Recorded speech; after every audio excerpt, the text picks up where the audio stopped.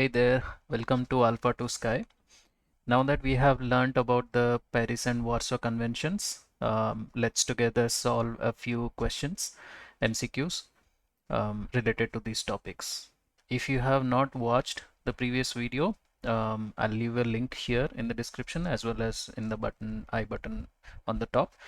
Make sure you go through the video to understand these topics. If you have already gone through and need a refresher, you can still watch the video. Okay, so let's get started. The first question, what key principle was established by the Paris Convention of 1919? So what was the main principle of the Paris Convention? Right? The first option, equal rights of airlines in all countries. The Paris Convention does not talk about this. Sovereignty of states over their airspace. Liability of carriers for passengers. So the Warsaw Convention was the one which talked about the liability of carriers for passengers and cargo, not the Paris Convention. Right of cabotage, we have not yet discussed this, so it's definitely not in the Paris Convention or Warsaw Convention. So the correct answer is the second option, which is sovereignty of states over their airspace. So every state has the right over its airspace. Okay. Next question. The Warsaw Convention of 1929 deals mainly with customs and immigration for air travel, regulation of civil aviation safety, liability of international air carriers, and airspace violations. So the Warsaw Convention does not mention anything about the customs and immigration for air travel. It has no points about the regulation of civil aviation safety. It does not talk about the airspace violations.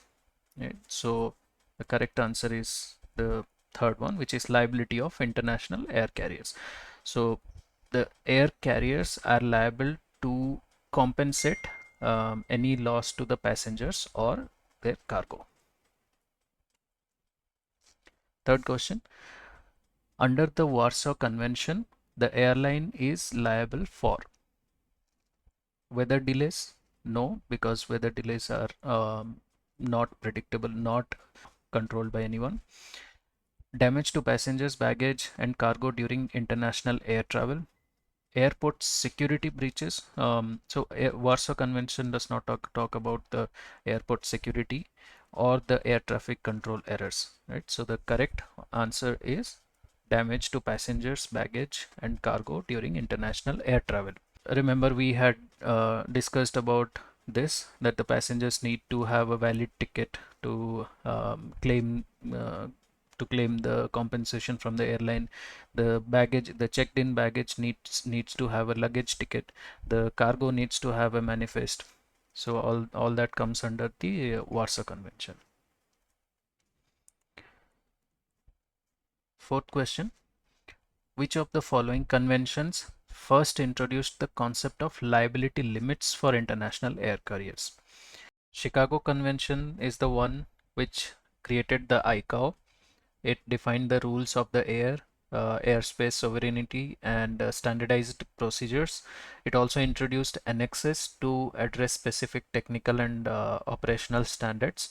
So that's not the one. Paris Convention, no, because it does not talk anything about the airline liability. Warsaw Convention was the one which first introduced the airline liability towards the passenger, cargo, and their luggage. Montreal Convention 1999 was the one which updated these liabilities, the liability limits, but it was not the one which first introduced the concept. So the correct answer is the Warsaw Convention. When was the Warsaw Convention signed? As we know, the Warsaw Convention was signed in 1929. So the correct option is the second one. 6. What is one of the purposes of the Warsaw Convention? One of the purposes, right? To define rules of the air, to create ICAO, to unify rules relating to international carriage by air, to regulate pilot licensing. So Warsaw Convention does not talk anything about the pilot licensing.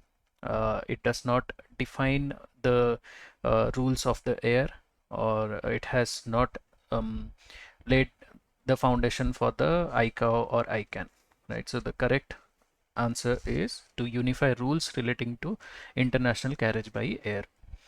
So the Warsaw Convention was the one which defined the airline carrier liability towards the passengers and their luggages. Which document is not associated with the Warsaw Convention system? Which document is not associated, right? First one, airway bill.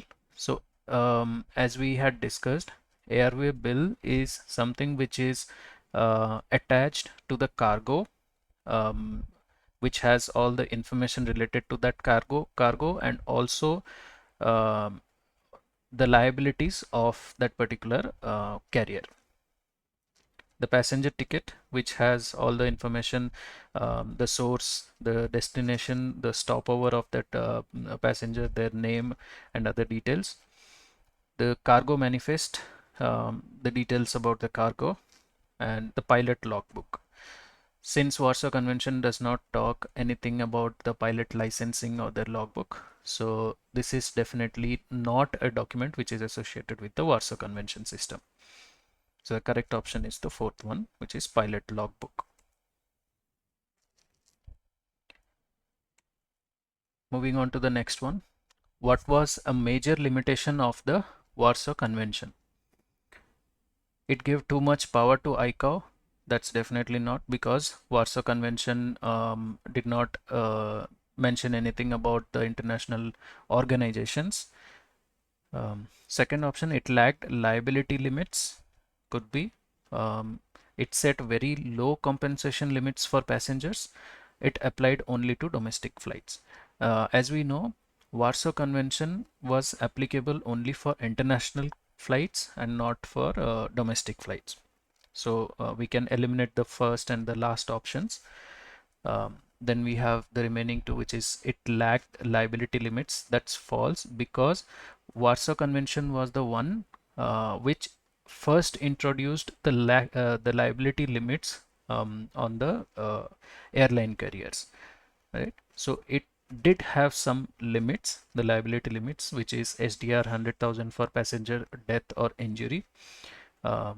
So the third option is the correct one, which is it set very low compensation limits for passengers. So the 100,000 limit that it had set was low for the passengers for death and injury.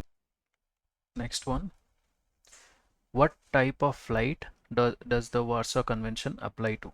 We discussed this in the previous question. The Warsaw Convention only applies to international commercial flights. Right? It does not apply to any domestic flights, not the military flights or the charter helicopter services, only to the international commercial flights. Okay. When was the Paris Convention signed? This was in 1919. If you don't remember the dates, you have to, because these are very important and these are direct questions which can be asked. So I had given a table to easily remember these dates with each and every convention and their basic goal. So I will leave a link to that video here and also in the description. You can check that out and you can take a screenshot and remember those dates. All right. As we know, the engine is the heart of an airplane, but the pilot is its soul. It was mentioned by Walter Raleigh, and that's a good one. Please let me know your suggestions, recommendations, and feedbacks, and do like and subscribe if you like my video, and see you in the next one.